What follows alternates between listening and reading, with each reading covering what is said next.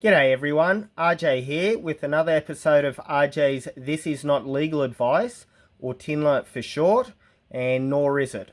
So this is a review or commentary video about a video that came out by a lady named Silvia Mogorovich, who is the Vice President of IMOP, which is the Informed Medical Options Party, a political party in Australia.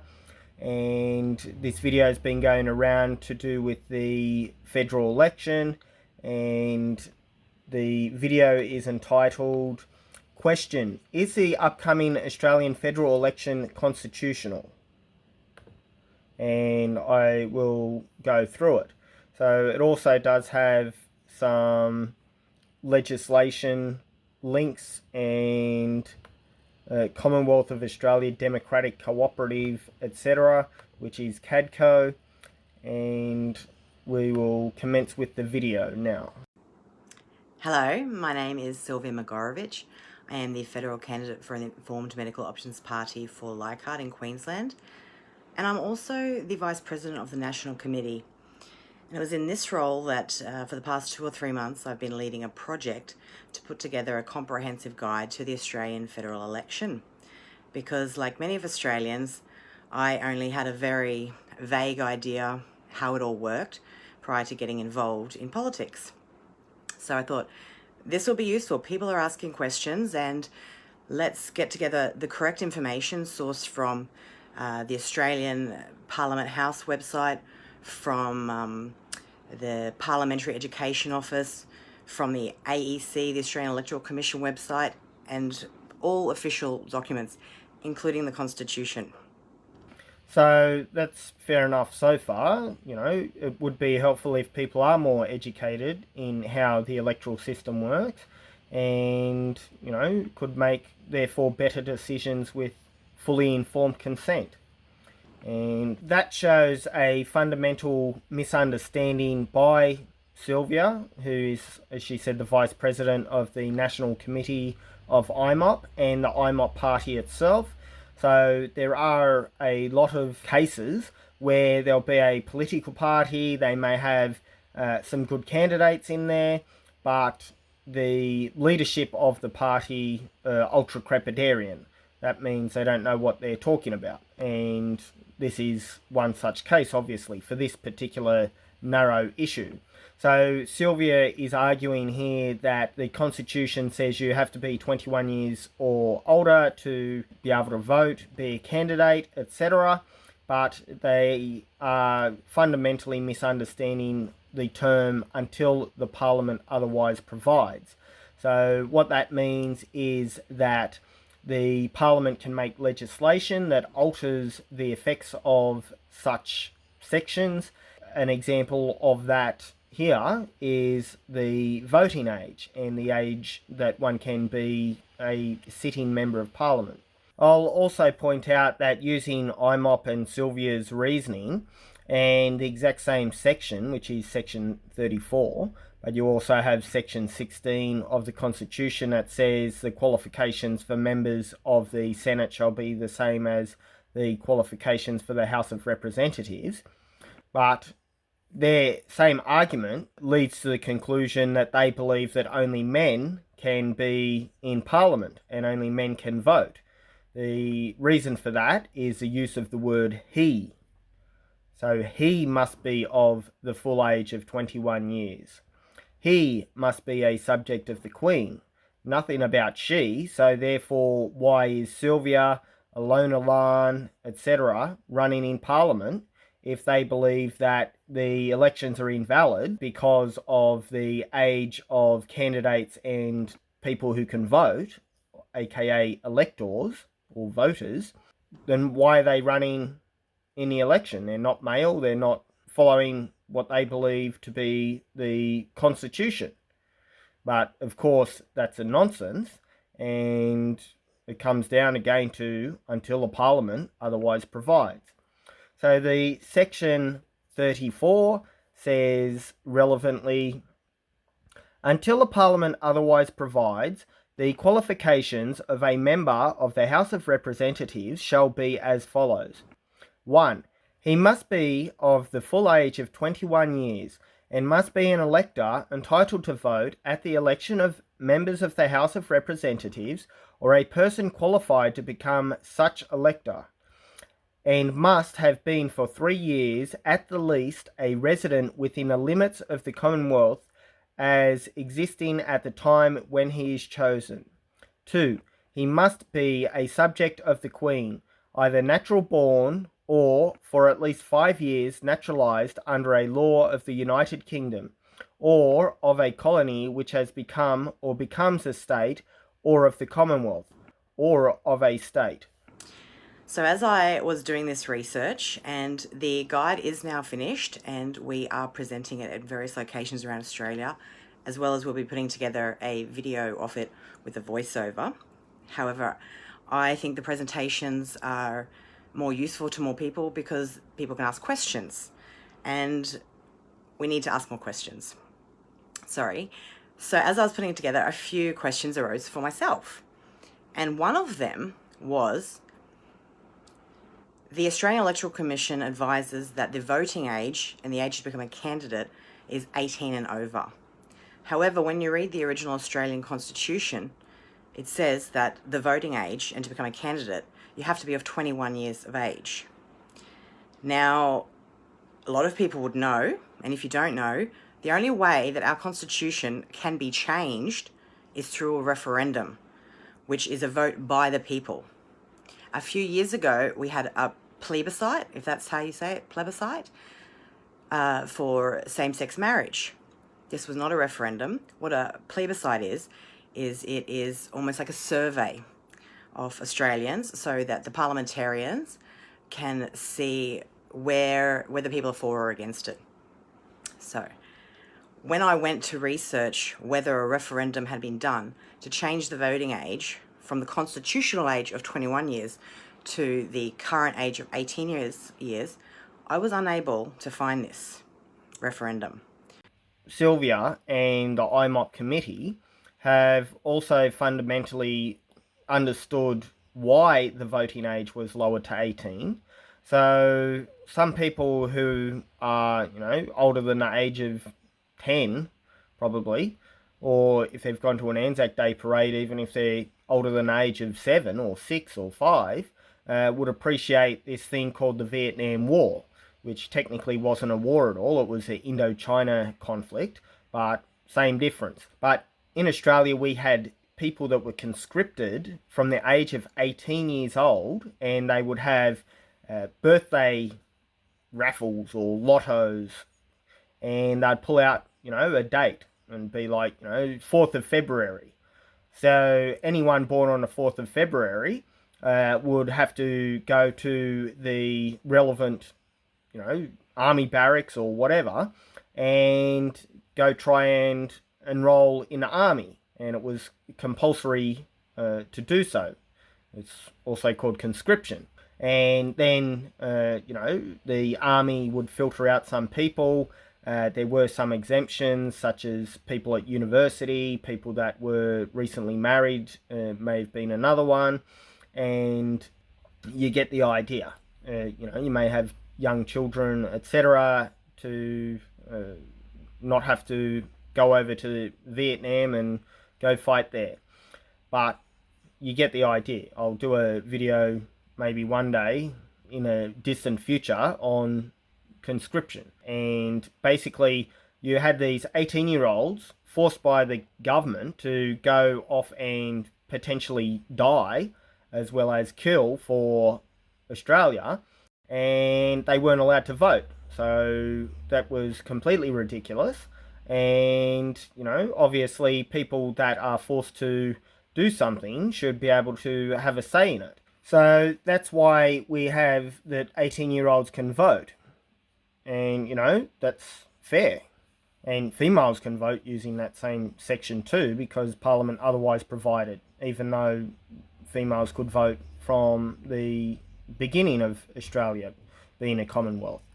And that's covered elsewhere in terms of if you're allowed to vote in state elections, and you could vote in the federal election. Anyway, in Australia, people can, drive cars and have sex from the age of 16, and they're not even adults. Like when you're 18, you can get married without, special consent. You can drink alcohol, go to nightclubs if you got a vaccine or whatever, depending on the jurisdiction, because the rules, even though they're not even real rules or real laws in various jurisdictions, but they've changed. And anyway, I'll cover that in another video. What I did find was that in 1973, a Labor MP called Fred Daly put a bill forward to the Whitlam government. Whitlam had just got in 1972. He put this bill forward. I've written it down here, sorry. The bill was called An Act to Lower to 18 Years the Age Qualification for Enrolment, Voting and Candidature for Parliamentary Elections. This bill was approved by the House of Representatives, then it went to the Senate, where it was also approved. And then it was put into legislation. And when I put the link for the legislation and the link to all the Australian referendums in the caption, please verify this for yourself. I would love someone to tell me that I'm wrong.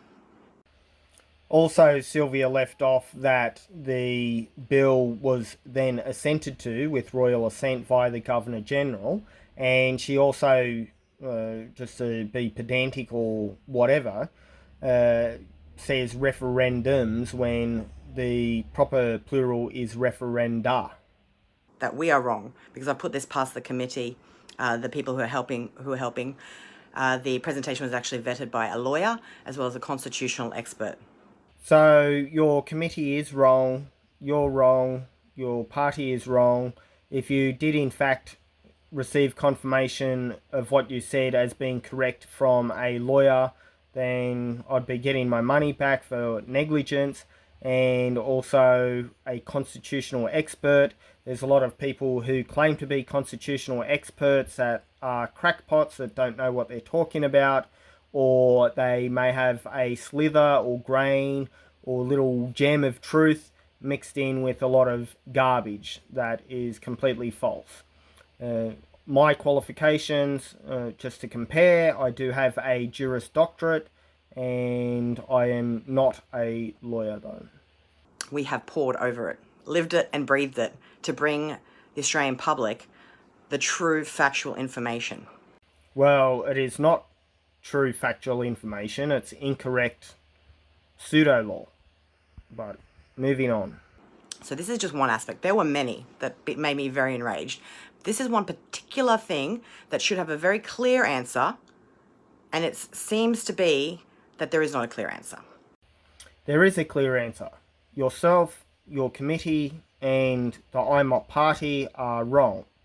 And so is the lawyer and the constitutional expert, quote unquote. Constitution, 21 years of age to vote. And men only. Bill was passed by both houses to lower that age to 18. And royal assent from the Governor-General. No referendum done. Nor was one needed. No referendum done. The Australian people were not asked. When you look at the legislation, it says very clearly, amend the Principal Act. The Principal Act is the Constitution. No, it's not. It's not the Constitution at all. It says quite clearly in that legislation, which is the Commonwealth Electoral Act 1973, which was the Act number 7 of 1973, which Sylvia has put a link to. If you go to section 1, subsection 2, it says the Commonwealth Electoral Act 1918 to 1966 is, in this act, referred to as the Principal Act. So again, you have people claiming, hey, we're all about transparency and the truth, and we've discovered this secret thing that no one else has worked out, that is, no one else with a platform or whatever for there to be rebuffing videos like this. And look, we've worked it all out. Everyone needs to clearly read the Constitution, because it quite clearly says only 21-year-olds or older who are male can vote or be in Parliament. This is using their logic of ignoring until a Parliament otherwise provides, and then other certain provisions about if you were already on an electoral roll of one of the colonies that became the states, etc. But oh my gosh. So, for me, I question now whether any election from 1972 onwards has been constitutional due to this. Well, you can question all you like, but for that particular example of the voting age, then that has not made it unconstitutional or invalid for that particular topic. There are other things as well. I won't go into them in this video, but this is something I wanted to bring forward. And I would ask if anyone knows, if you've got a constitutional expert that you know, if you go to the common law assemblies, please ask them. I am a constitutional expert, and I say you're wrong. See, test what we're saying here. You failed the civics test. So what does that mean? What's the solution? Do we just all not vote? No, that's terrible advice. Obviously, Sylvia is going to suggest not doing that because she's running as a candidate, and if she doesn't get 4% of the vote or more, as in first preference formal votes, then she won't even get her $2,000 nomination deposit back, which a nomination deposit is really a scam anyway.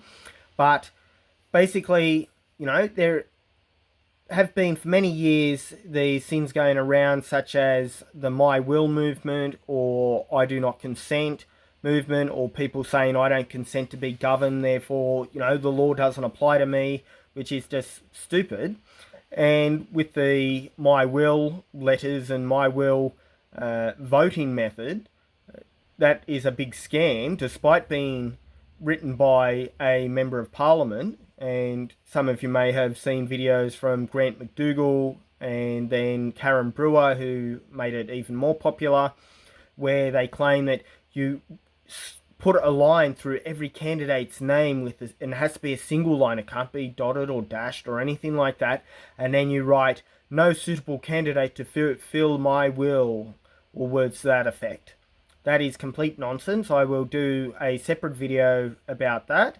And, the member for Griffith who wrote the little booklet was wrong, or maybe misleading, or maybe lying.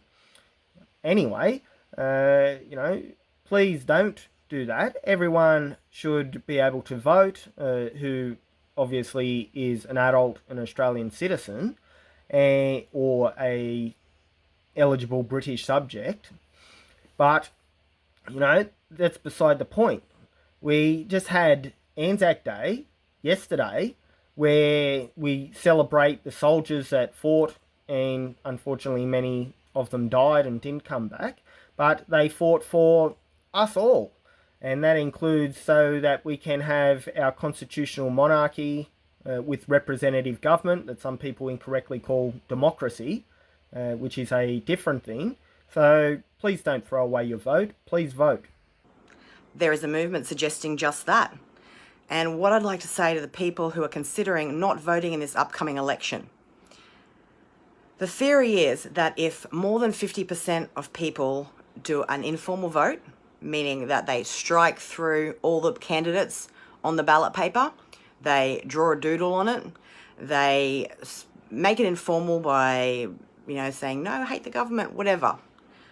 If the vote is informal, and over 50% of Australian eligible voters, which when I looked earlier today was about 17 million people eligible to vote and eligible and enrolled, that would mean that we would need to have 8 million plus people doing an informal vote to show the government that the majority is disenfranchised with the system and does not want to partake in the system. That's not even a correct understanding of the My Will theory, but I'll cover that in a separate video on what that theory is. I know that there are many of us who are disillusioned. Are there 8 million? I don't think so. I'm here to be a realist. I am running with the Informed Medical Options Party because truth, transparency and accountability is of the utmost importance to me. So therefore, after you see my video, then presumably you'll do a correction video and correct your incorrect claims. And I want to see this in Parliament. I want to see truth. I want to see transparency and I want to see accountability. So I put together this presentation. Myself and Michael O'Neill will be presenting it in Sydney this Friday. I've put the link for that above too. Would love you to come. Can people get their $10 back for, you're presenting false information, incorrect information? Surely you have some quality control there, and misleading, deceptive conduct may well play a part, or things have to be of merchantable quality. And obviously, depending how it was presented, then it's not on the face of it. And discuss this and find out other things about the election that you may not know, and to find out how to make your vote count. If you are considering doing an informal vote, please reconsider. Because I'll tell you right now, the big parties, the people who vote for them, they're definitely going to vote. Well, that part's right, at least. They're definitely going to vote. And if we have any hope of changing this, what I consider to be an absolute mess of a system, then we need people in positions in Parliament who can make a change, who can enact change. Change for the sake of change is really stupid. And obviously people want improvements or positive change, and that can mean many different things to many different people.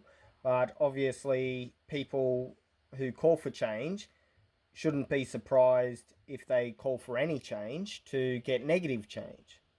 So please keep that in mind.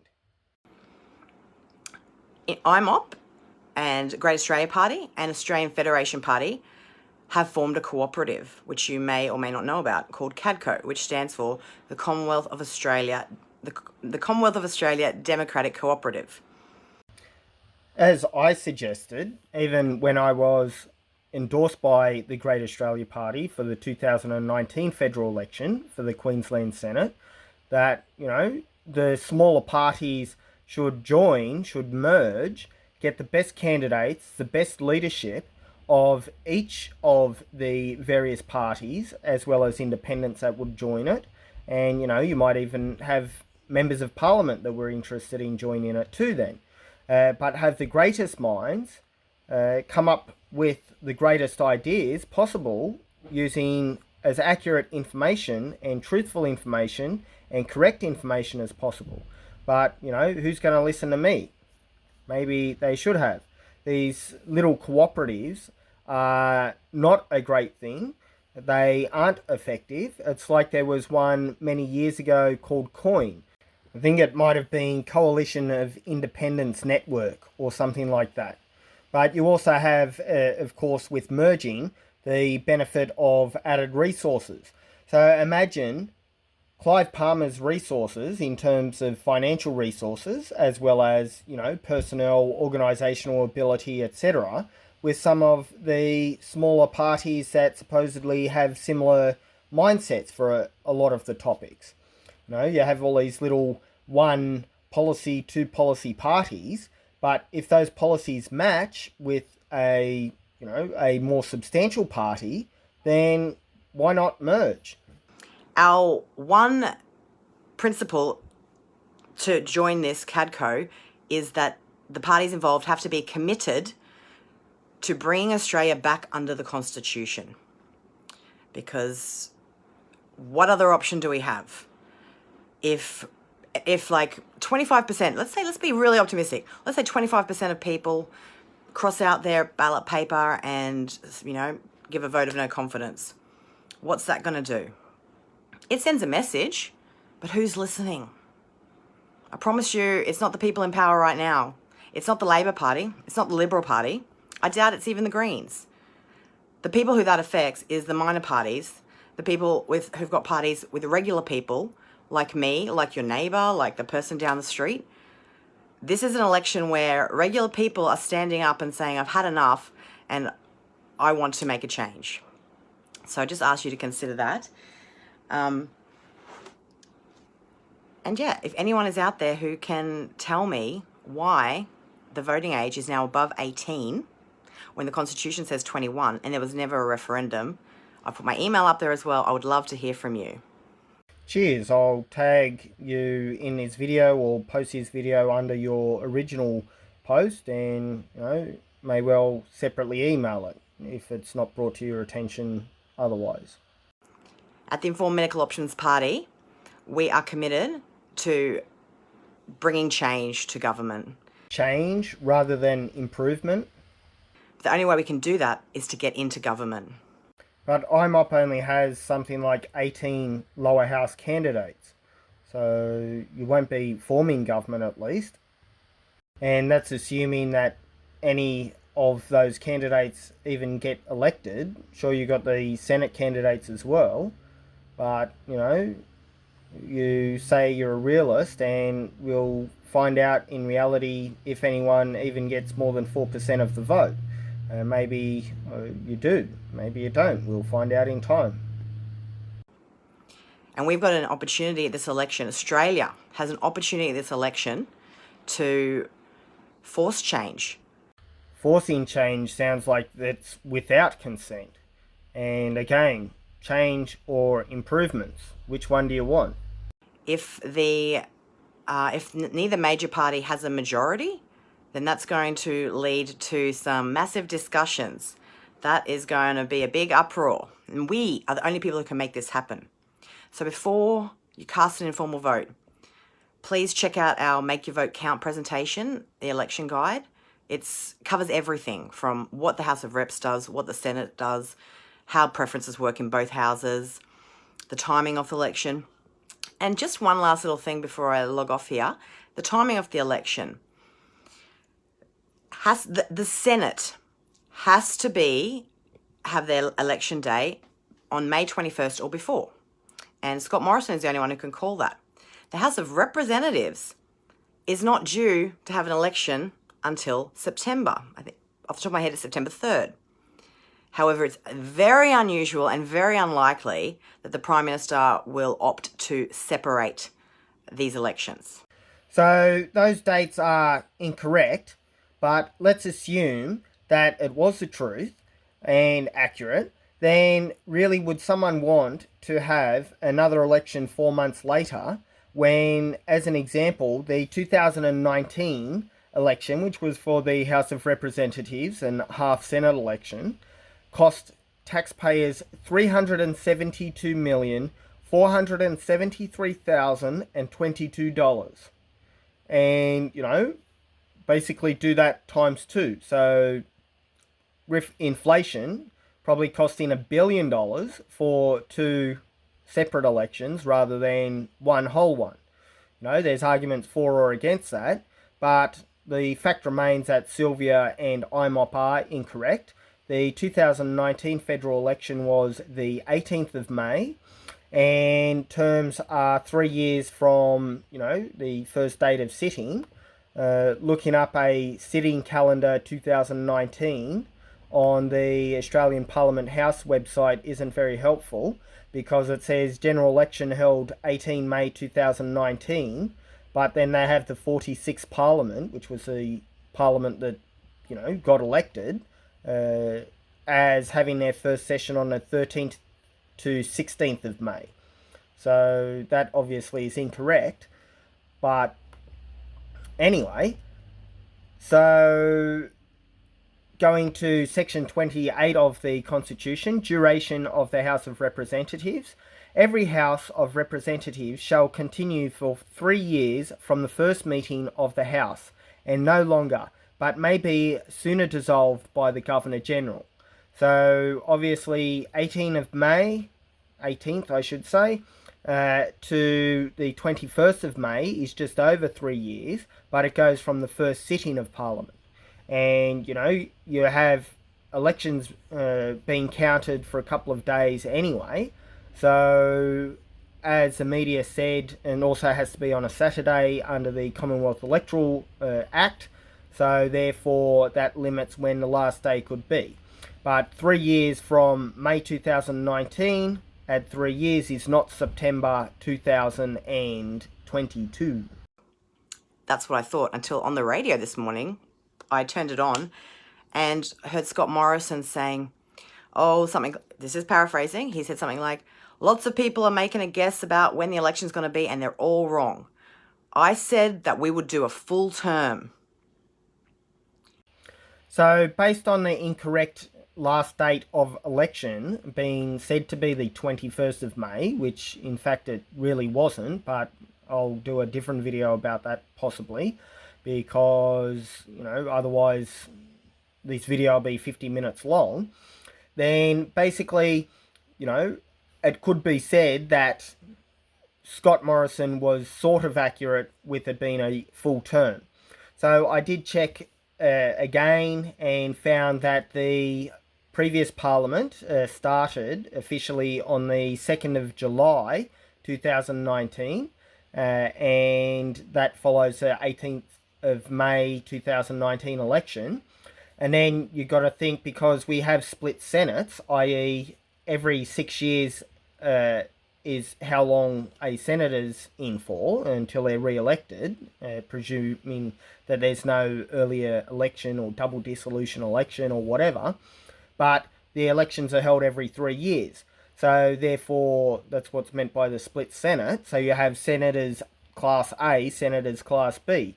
And then say this election it'll be senators, you know, X, Y, Z that are up for election. And then in 3 years' time, unless there's a double dissolution election or early election in between, then you will have, you know, senators ABC up for election.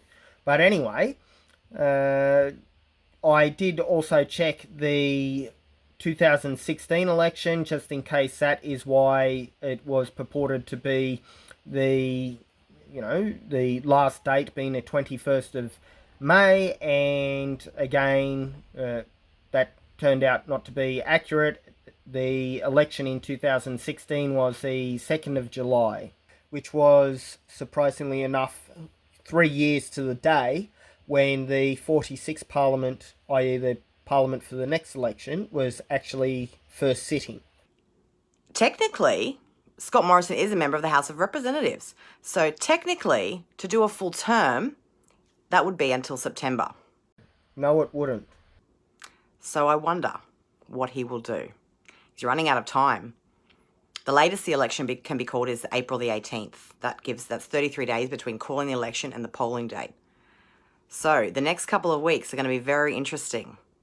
Please, please, please inform yourself as much as you can, whether it's coming to one of our presentations or watching videos.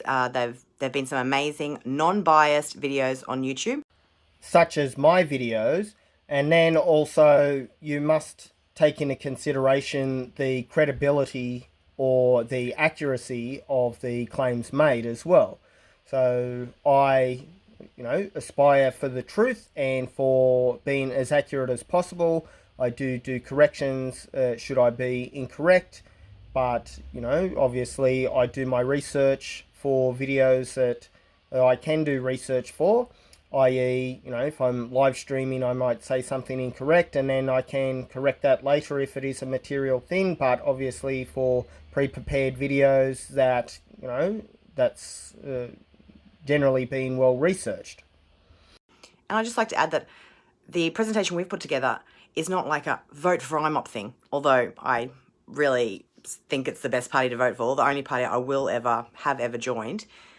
It is simply information. And what you do with that information is what's going to make a difference. So thank you very much for listening to me, and I wish you all the best, and I'll see you in the comments. Thank you, Sylvia, for your video. You know, it is interesting. Most of the information in it was incorrect, as I have shown in this video, and what I say can be verified quite easily as well.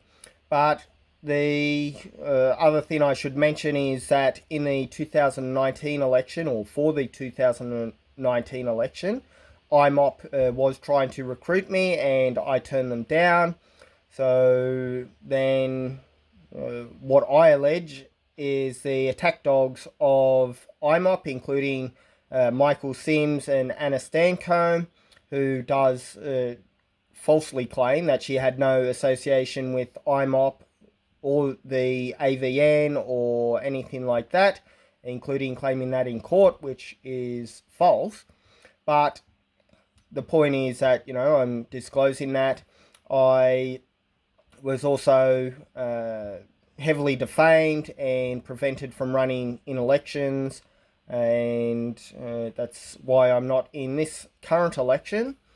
And basically, some interesting questions for Sylvia would be, who are the state and federal IMOP committee members? Because Anna Stancombe, as an example, a few years ago had photos where it was an IMOP committee meeting and she was there and she was taking photos for it, as an example. So we know Sylvia is one of the committee members because she disclosed that. It also says that on the IMOP website. Presumably Allona Lahn is another one. She did recently sell her, now $2 million house and moved to Gympie according to the IMOP website and some other information that I have. And, maybe some other people associated with the AVN are committee members such as Tristan Van Rye, aka Tricky Treddy, perhaps. I'm asking a question. Anna Stancombe, perhaps. And, who else? Meryl Dorey, perhaps. That kind of thing. Thank you very much for your time. Please like, share, subscribe. Consider donating to my PayPal account, which is paypal.me/RJ Martin. That's ARJAYMARTIN. I'll put the link below. It does take approximately 1 day to do a video like this. And, it would be helpful to be rewarded for the great information I'm putting out. Thank you very much. Bye. Authorised by RJ Martin, Gold Coast, Queensland.